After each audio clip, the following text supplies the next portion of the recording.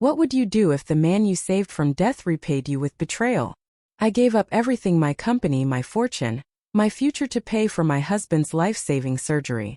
I sat beside his hospital bed for months, holding his hand through every moment of pain, believing love would carry us through. But 3 months later he handed me divorce papers and married his secretary. My world shattered. But what he didn't know was that I had a plan, one that would turn his perfect wedding into the moment his entire empire collapsed. Stay with me until the end, because the way this story unfolds will leave you in shock.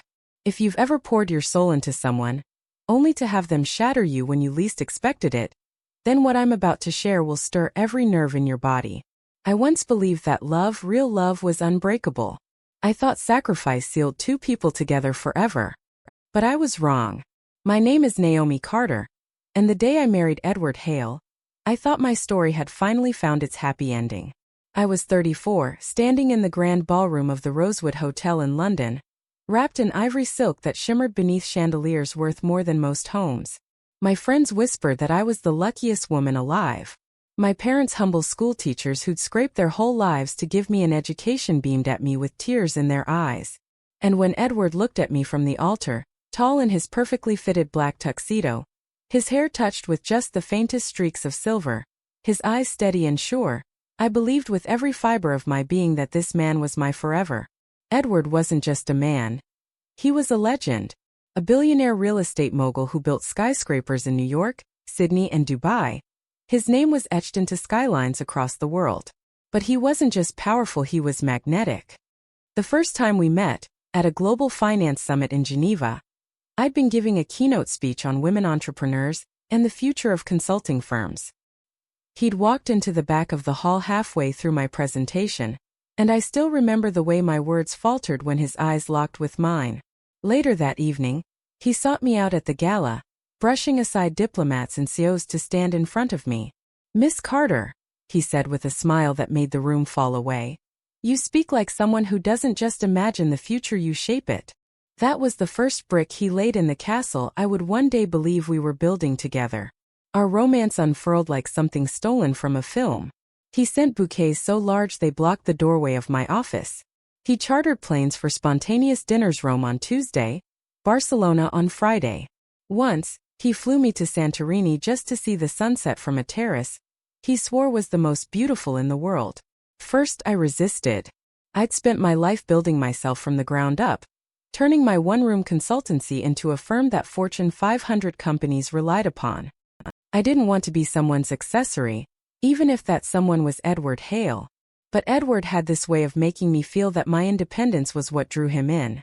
"Naomi," he'd whisper as we sat on his yacht in the Mediterranean, "you're not a woman I need. You're a woman I admire." That admiration, that seeming respect, melted every wall I'd built around myself. So when he proposed on the rooftop of a skyscraper he owned in Manhattan, with the city sparkling like 1,000 diamonds below us, I said yes without hesitation.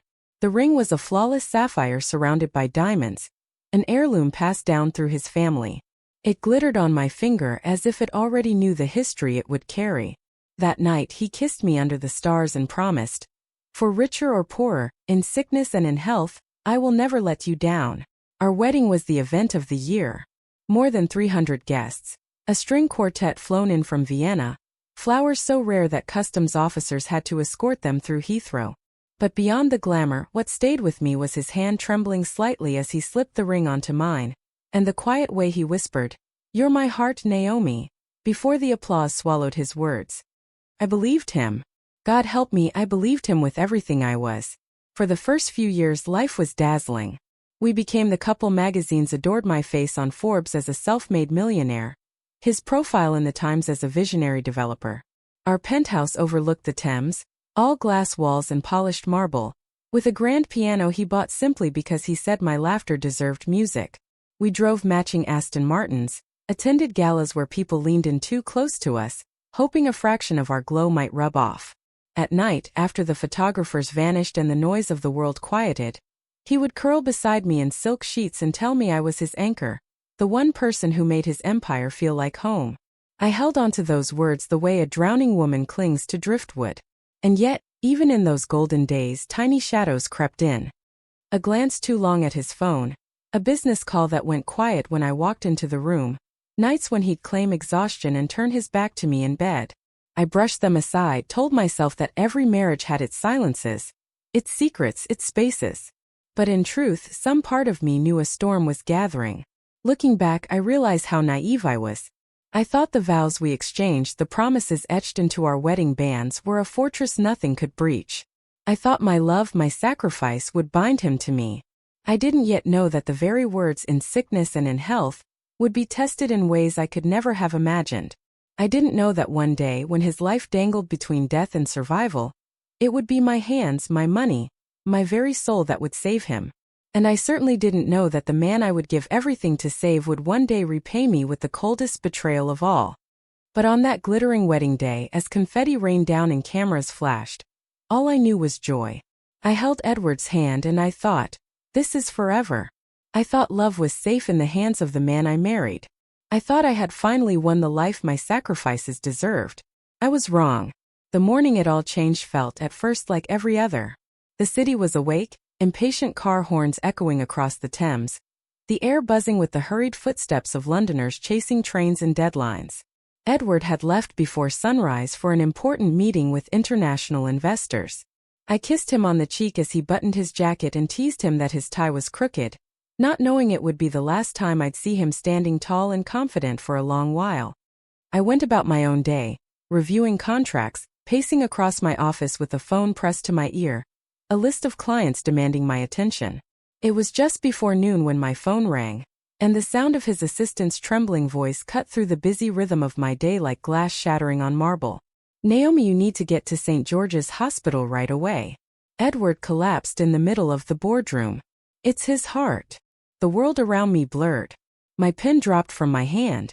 My computer screen glowed with unfinished work I couldn't even comprehend anymore. I don't remember how I got from my office to the hospital, only the feeling of my chest tightening with every step, every breath, as if the universe itself was warning me that I was about to lose everything.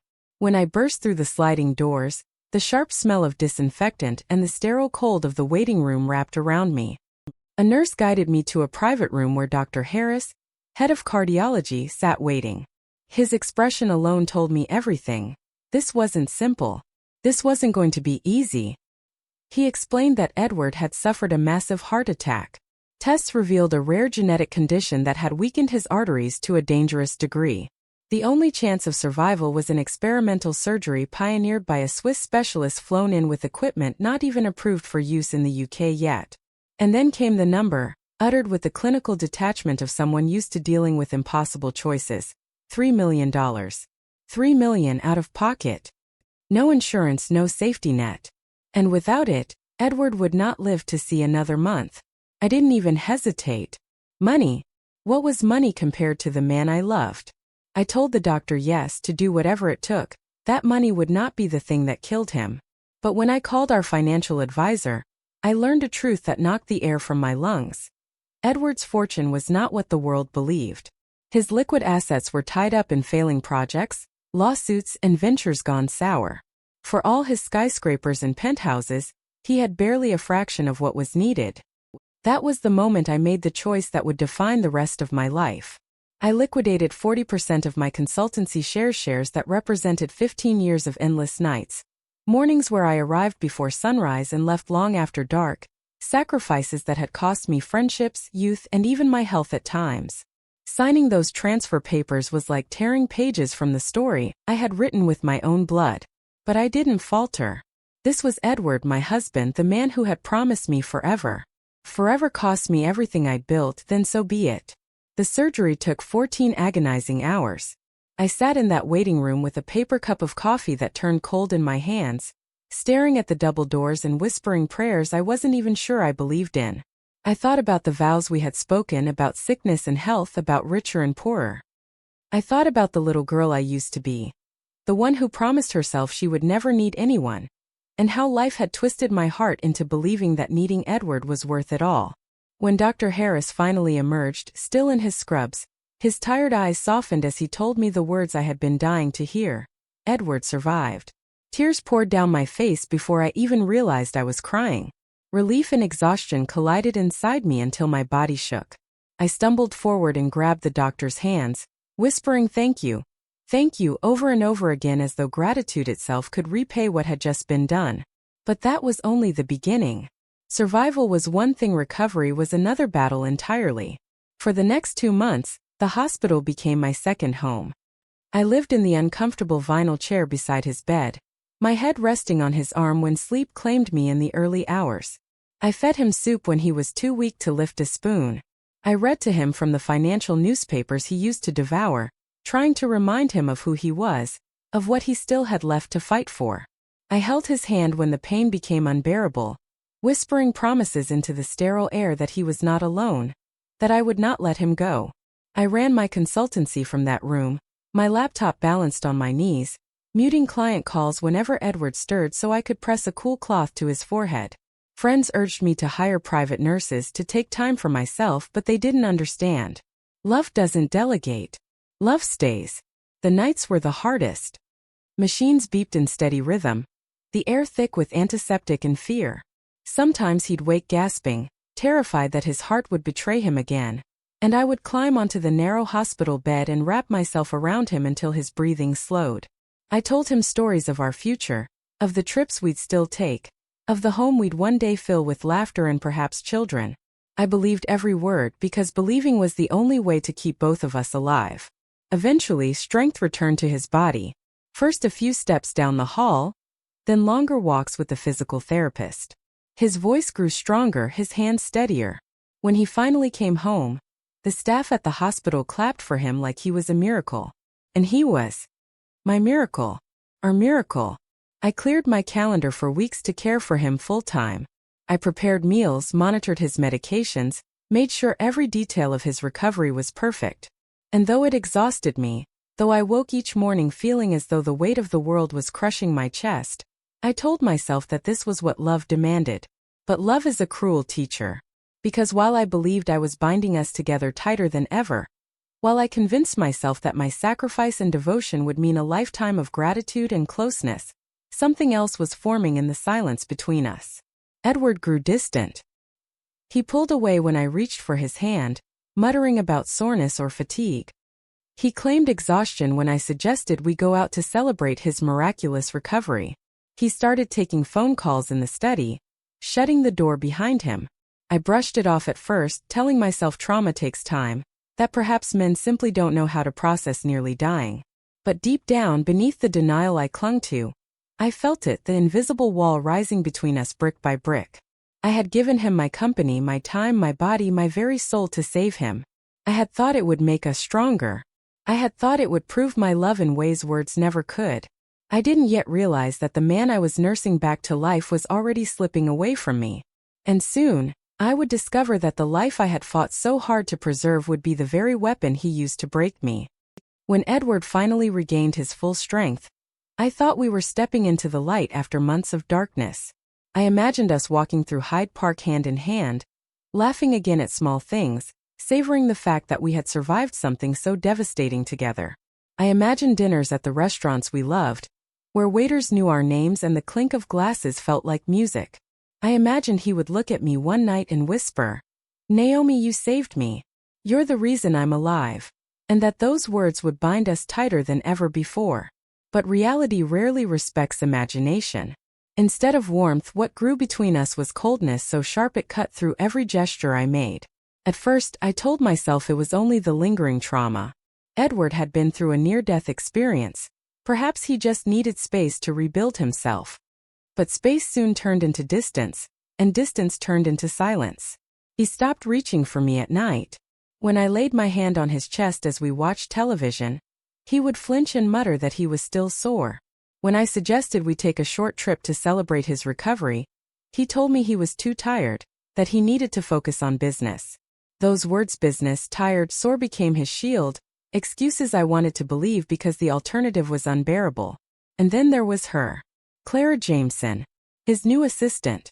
She was young, beautiful in that polished way youth often is, bright blonde hair always neatly pinned, a body honed by hours in expensive gyms, a smile that seemed to linger longer than it should. At first, she was just a name on his call log, The voice I occasionally heard when she delivered files to our home at hours that didn't quite make sense. "Urgent," Edward would say as he waved me away, disappearing into his study with her voice floating on speakerphone. "Just work, darling. Don't worry." But worry I did. Worry settled in my chest like a stone I couldn't dislodge.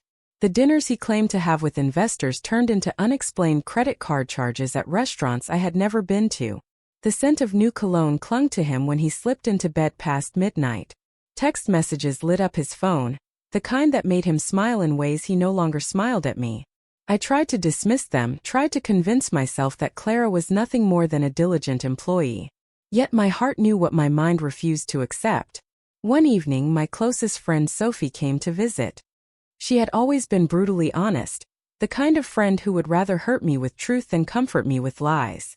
As we sat in my living room sipping tea I could barely taste, she looked at me with an expression I'd never seen before, pity mixed with sorrow. "Naomi," she said softly, "I saw Edward today." My heart clenched. "Where?" I asked, my voice barely more than a whisper. She hesitated, then answered, "At Claridge's." He wasn't alone. He was with her. And Naomi, they weren't talking business. They were holding hands. The words pierced through me like glass. Still I defended him. "You must be mistaken, Sophie.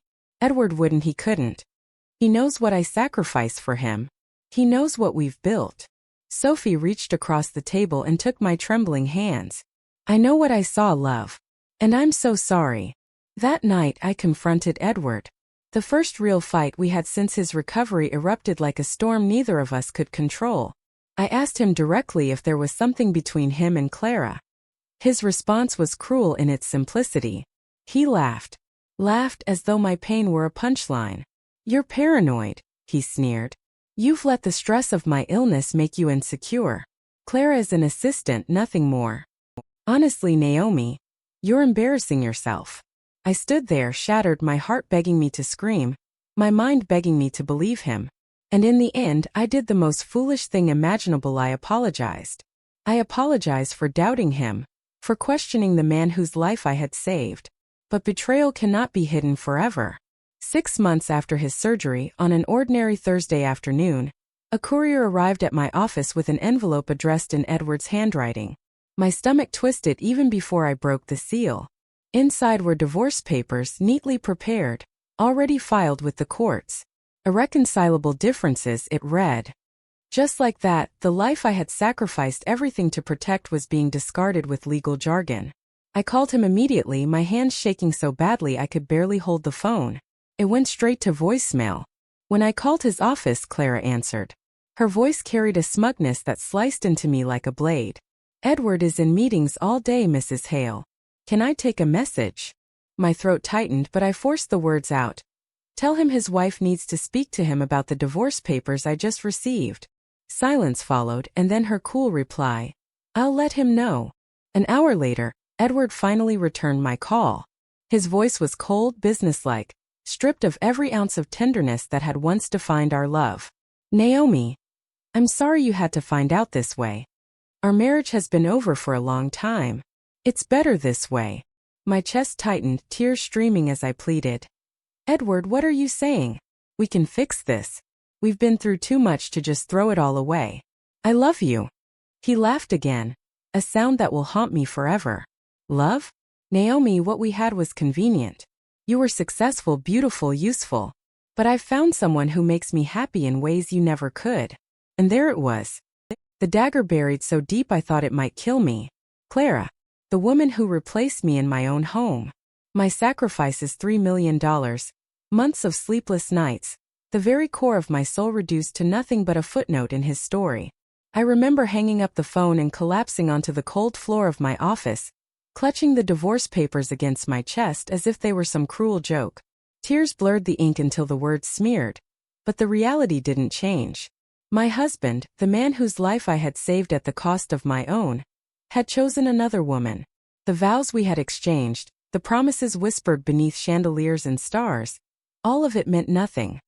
That night, I checked into a hotel under a false name, unable to bear the thought of walking back into the penthouse that still smelled of his cologne and her perfume. I stared out of the window at the city lights, a glass of untouched wine by my side, and cried harder than I ever had in my life. Betrayal burns differently than grief. Grief is the absence of something you loved. Betrayal is the presence of cruelty where you least expected it. And that night I felt both. But somewhere in the hours between midnight and dawn, between sobbing into my pillow and staring at the ceiling until my eyes stung, something inside me shifted. The tears dried, replaced by a fire that began as a flicker but grew with every passing thought.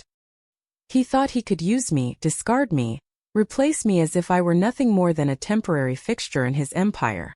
He thought I would crawl away quietly, humiliated and broken. But he didn't know me.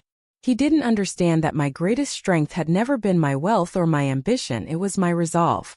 I swore then, in that lonely hotel room, that Edward Hale would learn the true cost of betrayal.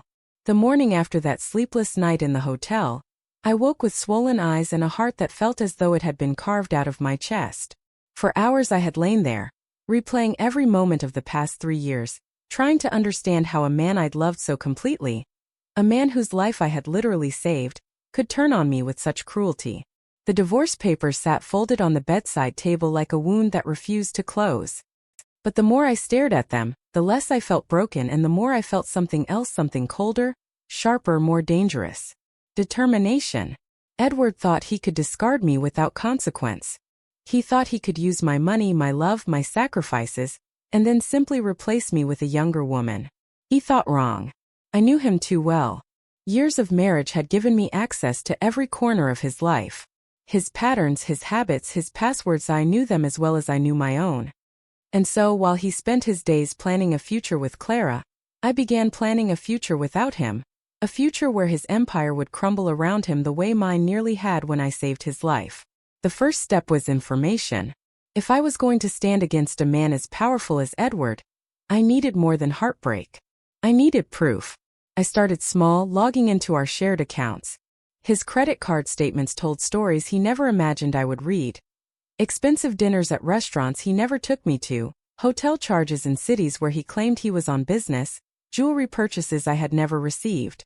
My chest ached with every new line item, each one a small betrayal, but I kept going because pain was fuel now. Next came his emails. Edward had always been careless with technology, too arrogant to believe anyone would ever question him. He used the same password for years, a combination of his birthday and his mother's initials, and it opened doors he thought were locked. What I found sickened me. The affair hadn't begun after his recovery as he had implied. No, it had started while I was still camped at his hospital bedside, holding his hand through nights of unbearable pain, sacrificing my company to pay for his surgery. While I spoon-fed him broth, Clara sent him messages about the future they would build together once I was out of the way. While I dozed in a vinyl chair, exhausted from keeping vigil, he was texting her about the vacations they would take, the home they would share. My love, my sacrifice had been nothing more than a backdrop for their fantasy. And then came the message that nearly broke me completely. A text from Clara to her friend, written with the casual cruelty of someone who had never known true sacrifice. The wife paid for his surgery. Can you believe it? She basically bought me my future husband. Perfect, isn't it? I stared at those words until they blurred with my tears. Perfect. That was what my heartbreak was to them, a perfect arrangement. But heartbreak wasn't the only thing I discovered. As I dug deeper, I found documents Edward had never intended for anyone to see. Contracts falsified, inspection reports forged, bribes hidden under layers of shell companies. I uncovered evidence of deals that would ruin him if they ever came to light. He had built his empire not just on charm and vision but on corruption and deceit. And now, in his arrogance, he had shared these secrets with Clara, trusting her the way he once asked me to trust him. Together, their messages revealed everything. Names of officials he had bribed, accounts he had siphoned money into, partners he had cheated. It was enough to send him to prison for decades. As I sat in that hotel room with my laptop glowing in the dark, I realized I now held two weapons: proof of his betrayal and proof of his corruption. Either one could destroy him. Together, they would ensure his ruin. But exposing Edward wasn't just about revenge. It was about justice. He had taken everything from me: my love, my money, my dignity. And he had done it with the smug certainty that I would simply fade into the background while he moved forward with his secretary on his arm. He believed the world would applaud him still, that his partners would continue to trust him, that his reputation would remain untarnished. He was wrong. When word reached me through Sophie that Edward and Clara's wedding was being planned for just 6 weeks after the divorce, my path became clear. He was rushing, desperate to tie himself to her before the world could catch up to his lies. They chose a venue as grand as our own wedding had been, a ballroom at the Dorchester Hotel in Mayfair, dripping with chandeliers and roses. I wasn't on the guest list, of course, but I didn't need to be. I wouldn't be arriving as a guest. I would be arriving as the storm. For 3 weeks I prepared. I compiled every message, every receipt, every document into a neat, undeniable package. I spoke with a sound technician who remembered me from one of Edward's charity galas, a kind man who had watched me stand proudly by my husband's side years before. Quietly, discreetly, he agreed to help. On the day of the wedding, the sound system would be mine. If Edward thought vows were the climax of a wedding, he was mistaken. The climax would be my truth echoing across marble walls, a truth neither he nor Clara could silence. Each night, as I sorted files and rehearsed the words I would say, I felt the pain inside me transform. The tears dried. The trembling stopped. My voice steadied. I was no longer the woman sobbing into a hotel pillow, begging the universe to make sense of betrayal. I was becoming someone else, someone sharper, harder, stronger. Betrayal had carved me into a weapon, and soon, Edward would know what it felt like to stand on the other side of cruelty. I could almost picture it already. Clara in her white gown, Edward in his tuxedo, smug in the belief that they had won. Guests applauding, photographers snapping photos, champagne glasses raised high. And then me, standing tall in the back, interrupting the ceremony not with desperation but with calm, deliberate truth. I would not scream. I would not cry. I would simply reveal who Edward Hale truly was. The man I had saved, the man who betrayed me, the man who believed he could bury me under humiliation. He would be exposed before everyone he valued most. I did not know then how exactly it would all unfold, but I knew one thing with certainty. His wedding day would not end in celebration. It would end in ruin. The day of Edward's wedding dawned clear and bright, the kind of morning where the sun seemed to bless everything it touched. But for me the sunlight felt like mockery. I stood in front of my hotel mirror, staring at the woman I had become. Gone was the trembling wife who had once begged her husband to love her again. Gone was the woman who cried herself hoarse into the night. In her place stood someone fiercer, colder, and yet somehow freer. I slipped into a gown I had chosen with care, deep crimson silk that shimmered like fire under the light, a color that would not let me disappear into the crowd. My hair was styled to perfection, my makeup flawless, my eyes sharper than they had ever been. I wanted Edward to see me and know in that instant that he had never truly broken me. He had forged me into something he could no longer control. When I arrived at the Dorchester, the grand fade glittering with decorations, the sight nearly stole my breath. Rows of luxury cars lined the entrance. Guests poured in wearing gowns and tuxedos worth fortunes, and security guards flanked every door. For a moment, doubt whispered in my ear, what if they stopped me? What if they dragged me out before I could speak? But as I walked up those marble steps, my heels clicking with steady defiance, no one dared question me. Confidence is its own disguise, and mine was ironclad. I slipped into the ballroom, my eyes sweeping across the sea of faces. 300 guests filled the room, all gathered to witness what they thought was a love story. Roses cascaded down from crystal vases, chandeliers sparkled overhead, and a string quartet played softly in the corner. For a fleeting moment, it felt almost identical to the day I had once stood at the altar with Edward. But this time I was not the blushing bride. I was the reckoning. I chose a seat near the back, waiting. The ceremony began, and there he was, Edward Hale, standing at the altar in his tailored tuxedo, a picture of confidence and charm. Beside him, Clara walked down the aisle, radiant in her gown, smiling with the smug satisfaction of someone who believed she had won. The guests turned in admiration, whispering about how perfect they looked together. My hands tightened in my lap. Perfect. That word again. The same word Clara had used in her text about me paying for his surgery. Perfect. My lips curled into something between a smile and a sneer. Their perfection was about to shatter. The officiant began his speech, his voice echoing in the grand hall. I felt my heart pounding in my chest, but my resolve never wavered. And then came the moment, the words I had been waiting for. If anyone here has any reason why these two should not be joined in holy matrimony, speak now or forever hold your peace. I rose. My chair scraped against the marble floor, loud in the sudden silence. Every head turned. A ripple of gasps moved through the crowd as faces recognized me. Edward's face drained of color, and Clara froze, her smile faltering. I lifted my chin, my voice steady, sharp enough to cut glass. Ido. The room erupted in whispers. The officiant looked confused, glancing at Edward as though waiting for instruction. Edward stammered. Naomi, what are you doing here? I walked forward, my heels striking the floor like a drumbeat, each step deliberate, unstoppable. I'm here to give you a wedding gift, Edward, I said, my voice carrying through the hall. Something I think everyone here deserves to hear. Security began to move, but I raised a hand, and before they reached me, the sound system crackled. The sympathetic technician I had spoken to days before had done his part. The ballroom speakers belonged to me now. I held up my phone, and the first message appeared on the screen above the altar, projected for all to see. Clara's words lit up in cruel clarity. The wife paid for his surgery. She basically bought me my future husband. Perfect, isn't it? Gasps filled the room. Clara's parents looked horrified, her mother covering her mouth with her hand. Business partners leaned toward each other, whispering furiously. I could see Edward trying to keep his composure, signaling frantically to the guards, but the damage was already spreading like wildfire. I spoke again, my voice unwavering. 6 months ago, Edward was dying. The surgery that saved his life cost $3 million. Money he did not have. Money I paid, money I sacrificed by selling my company, my life's work.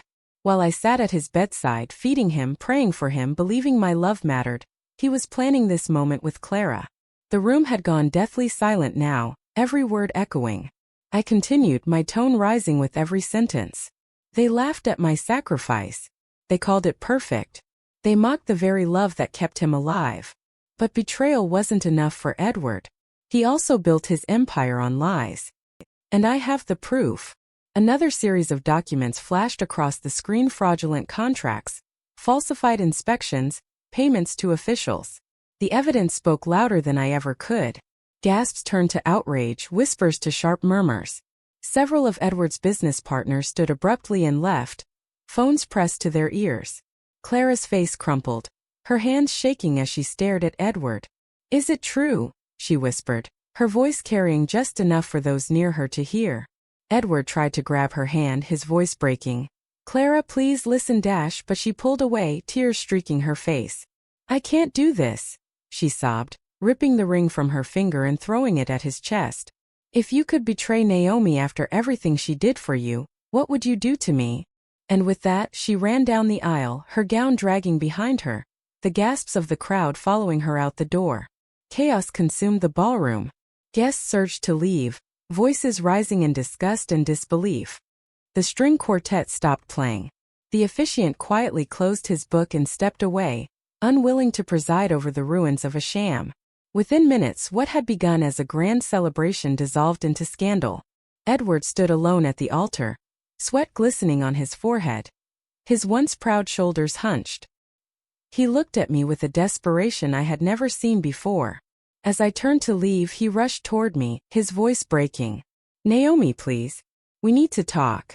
I can explain everything. I made a mistake, a terrible mistake. Don't do this. I stopped, meeting his eyes one last time. For years, those eyes had been my safe place. Now they were nothing but a reminder of cruelty. You made your choice, Edward, I said softly but firmly. You chose betrayal over love. You chose greed over loyalty. Some mistakes you don't get to come back from. This is one of them. He reached for me, his voice cracking with real sorrow now. I'm sorry. Please, Naomi, give me another chance. I love you. But for the first time in years I felt nothing. No love, no hate, just emptiness. I turned away, leaving him standing alone in his crumbling empire. Months later, word spread of his downfall. The fraud I exposed unraveled his business. Partners abandoned him, lawsuits piled high, and his fortune dissolved in the courts. Clara left him for another wealthy man within weeks. Edward sold the penthouse, the cars, even his beloved yacht to pay legal fees. Last I heard, he was renting a small apartment, a shadow of the man who once ruled skylines. Occasionally, he would leave voicemails, his voice slurred with drink, begging for forgiveness. But I never called back. As for me, my company, though scarred, rebounded stronger than before. Clients admired my resilience, and investors respected my resolve. I found peace in knowing I had faced betrayal and come out stronger. I even began seeing someone new, a kind, thoughtful man who valued honesty over wealth, love over power. Sometimes people ask if I regret what I did that day. If exposing Edward at his wedding was too harsh, too cruel, too public. But I don't regret it for a second. Because what I did wasn't revenge, it was justice. Justice for every sleepless night, every tear shed, every sacrifice mocked. Justice for the love I gave freely and the betrayal I endured silently. And sometimes justice is the only way to heal. If this story struck a chord with you, don't forget to like, share, and subscribe, because more stories like this remind us that betrayal can break you, but justice can heal you. And I want to hear from you. If you were in my place, standing at that wedding, would you have walked away quietly or exposed the truth for everyone to see? Tell me in the comments below. I'll be reading every word.